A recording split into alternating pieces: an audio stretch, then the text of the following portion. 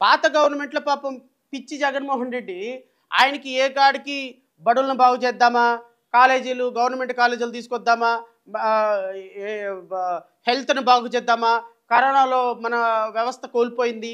దాన్ని ఏదో ఒక రకంగా చూద్దామని ఆలోచించాడు తప్ప, ఇదిగో ఈ విధంగా మనం ఒక కమిటీ ఏర్పాటు చేసుకొని, దాని ద్వారా కొన్ని సంస్థలకి మన అనుచరులమైన సంస్థలకి భూమి ఇచ్చేద్దాము, వేల కోట్ల భూమి ఇచ్చేద్దాము, మనం దోచేసుకుందామనే పాపం ఆలోచన లేదు ఆయనకి. ఆయనకి ఏ కాడికి ఎక్కడ భూమి దొరికితే ఎస్సీలకి ఇద్దామా, ఎక్కడ భూమి దొరికితే ఎస్టీలకి ఇద్దామా, ఒక నాకు తెలిసి 3,00,000 3,00,000 మంది 30,00,000 ఇళ్ల పట్టాలు ఇచ్చినటువంటి గత ప్రభుత్వం, ఆ 30,00,000 మంది మరి నిజంగా భూములు తీసుకున్నటువంటి వాళ్ళు నిజంగా ఆ సందర్భంలో నిరుపేదలకి భూమి ఇవ్వటం అంటే గవర్నమెంట్ భూమిని తీసుకొచ్చి నిరుపేదలకు ఇవ్వటం అనే కాన్సెప్ట్ని మరి ప్రజలు ఎందుకు అర్థం చేసుకున్నారో ఎందుకు అర్థం చేసుకోలేదో నాకు తెలియదు. బహుశా నాకు వ్యక్తిగతమా నాకు నాకు పార్టీ పరంగా జగన్మోహన్ రెడ్డి గారి విధి విధానాల పట్ల అప్పుడు ఆయన అమరావతి పట్ల డెసిషన్ ఉంది, అది నాకు విభేదంగా ఉంటుంది. ఖచ్చితంగా రాష్ట్రంలో రాజకీయ నాయకులను అరెస్ట్ చేసే విషయంలో పాలసీస్ మీద మేము విభేదించవచ్చు. కానీ జగన్మోహన్ రెడ్డి గారు ఈ రాష్ట్రంలో విద్యని, వైద్యాన్ని, నిరుపేదలకు సంబంధించినటువంటి సంక్షేమ పథకాలను ఇంప్లిమెంట్ చేయటంలో ఈ దేశంలోనే ఒక మంచి పరిణతి చెందిన ముఖ్యమంత్రిగా నేనైతే అభివర్ణిస్తాను. 30,00,000 మందికి ఇళ్ల పట్టాలు ఇచ్చినటువంటి ముఖ్యమంత్రి గత ప్రభుత్వంలో ముఖ్యమంత్రి. నాకు తెలిసి గత ప్రభుత్వం ఈ విధమైనటువంటి పాలసీస్లో ప్రభుత్వ భూముల్ని కార్పొరేట్ సంస్థలకు దారాదత్తం చేసే కార్యక్రమం అయితే నేను చూడలే. ప్రభుత్వ భూముల్ని పేదలకు పంచిపెట్టడం మంచిదే, తప్పే ఉంది. ఒక సామాన్యుడికి ఒక సెంటు భూమి వచ్చిందంటే జీవితంలో నా జీవితంలో నేను ఒక సెంటు భూమికి ఓనర్ అవుతానని ఒక రిక్షా అన్న అనుకోడు కదా. నా జీవితంలో నేను ఒక సెంటు భూమికి ఓనర్ అవుతానని ఒక ఇంట్లో పనిచేసే అక్క అనుకోదు కదా. సో ఇట్లాంటి నిరుపేదలైనటువంటి అక్కలకి, అన్నలకి, తమ్ముళ్ళకి 30,00,000 మందిని ఇంటి ఓనర్లు చేసినటువంటి ఘనత గత ప్రభుత్వంలో వచ్చింది. దాన్ని మనం ఆన్ రికార్డ్ చెప్పేయాలి. అదేదో వ్యక్తిగతంగా ఆయన్ని నేను ప్రైజ్ చేస్తున్నానని కాదు. అంటే గత ప్రభుత్వాన్ని ఈ ప్రభుత్వాన్ని కంపేర్ చేసినప్పుడు గత ప్రభుత్వం is a committed for poor people. అయితే వాళ్ళు పరిశ్రమల మీద కాన్సన్ట్రేట్ చేయలేదు, అది కూడా నేను విమర్శిస్తా.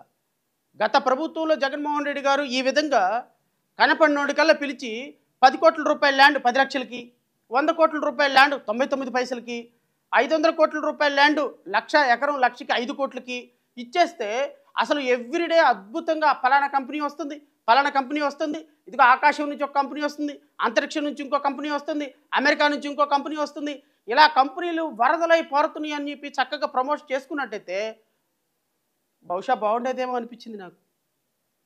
ఈ మ్యానిపులేటెడ్ రాజకీయాలు చేతకాకే ఈరోజు అధికారం కోల్పోయాడేమో అనిపిస్తుంది నాకు. గత ప్రభుత్వాన్ని పక్కన పెట్టించి ఇలాంటి దుర్మార్గపు ప్రభుత్వాన్ని తీసుకొచ్చి మన ఎత్తినెక్కించుకున్నామేమో అనిపిస్తుంది నాకు.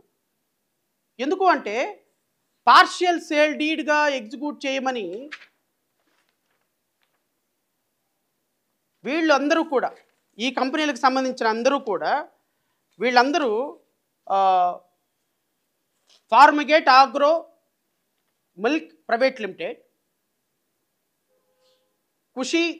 కృషి industries, Kanakadurga fabrications, Siddhartha innovatory, RR chemicals, NKV home depot, scenery health care, Skyra technologies, Wipro limited, Shavan shipping services, Shavan అంటే నేను కాదు, shipping services, Grasim industries private limited, Ashok Leyland, Wington mobiles, colour grips, ఈ కంపెనీలన్నిటికీ కూడా వీళ్ళు ఇచ్చినటువంటి అడ్వకేట్ జనరల్ ఇచ్చినటువంటి ఒపీనియన్తో వీళ్ళు ఇచ్చినటువంటి రిలాక్సేషన్ ఏంటో చూడండి ఒకసారి. As per the DPR with the proposed investment and employment have been submitted by the companies themselves, duly examining the market potential of their product and various other factors, and further the APIAC regulations provide enough windows for extension of time to achieve the intended investment and employment. The request on the relaxation on the investment and employment citing various reasons cannot be considered. Further, the request for partial sale deeds as recommended few firms on conditional sale deeds in proportionate to the achievement of employment and investment can be examined and recommended. ఏమంటే ఈ దేశంలో ఎక్కడైనా partial sale deeds, conditional sale deed execute చేసే పద్ధతి ఎక్కడైనా ఉందా? Partial sale deed, conditional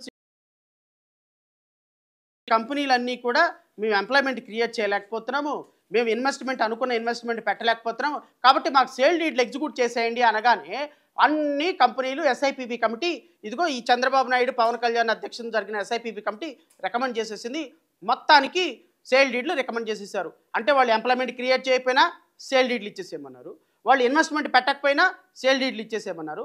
partial sale deed అంట. I don't know what is the term of partial sale deed. Is there any such word in English, in law? నేను చదువుకున్న పిల్లలందరికీ ఒక మాట చెప్తా, partial sale deed is valid or not అని ఒక గూగుల్లో ఒక్క పదం సెర్చ్ చేసి మీరు ఒక్కసారి ఆలోచన చేయండి. లేదా కండిషనల్ సేల్ డీడ్, ఈ రెండు పదాలు ఒక్కసారి కొట్టండి. ఈ conditional sale deed, partial sale deed అంటే ఇవి అసలు లాలోనే లేవు. There is no such terms in law. There is no conditional sale, there is no partial sale. ఇవి రెండు కూడా చట్టవిరుద్ధమే. అసలు లాలో వీటి రెండింటికి స్థానం లేదు. ఇలాంటి స్థానం లేని పదాలను పెట్టి ఈ కంపెనీలకి సేల్ డీడ్లు ఎగ్జిక్యూట్ చేయమని జీవో ఇష్యూ చేసిందంటే గవర్నమెంట్ ఏమంటారండి దీన్ని? Is it not manipulation? Is it not cheating the people of the country? Is it not cheating the people of this Andhra Pradesh? Is it not the deceiving the people of the state who vote for you?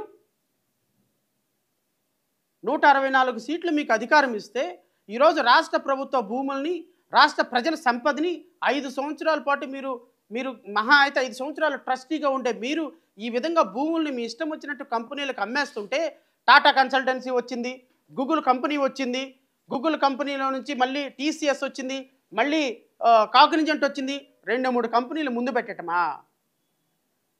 2 పెద్ద కంపెనీలు ముందు పెట్టటమా? పక్క నుంచి వేల ఎకరాలు మీ అనుచరులకి, మీ సామాజిక వర్గం వాళ్ళకి డబ్బులు తీసుకుని దోచిపెట్టటమా? ఎట్లా? అరే మనం కడుపుకి అన్నమే కదా తినేది ముఖ్యమంత్రి గారు, మనం కడుపుకి అన్నమే కదా తినేది. మన ప్రజల అధికారం, ప్రజలు ఇచ్చిన ఓట్లతోనే కదా అధికారం వచ్చేది. మనకి 76 సంవత్సరాలు. ఏ వ్యక్తి శాశ్వతంగా ఉండిపోడు, ఏ వ్యక్తి శాశ్వతంగా సెలేసుకొని ఉండిపోడు ఈ దేశంలో, ఈ రాష్ట్రంలో, ఈ భూమి మీద.